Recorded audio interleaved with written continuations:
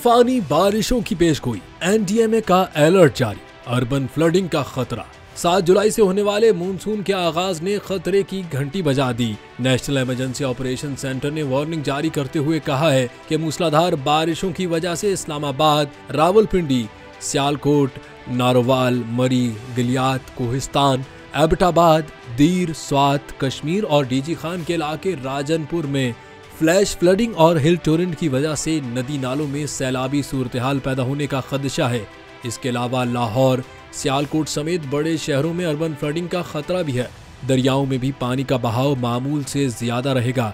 NDMA ने शहरियों को मोहतात रहने की हिदायत जारी की है।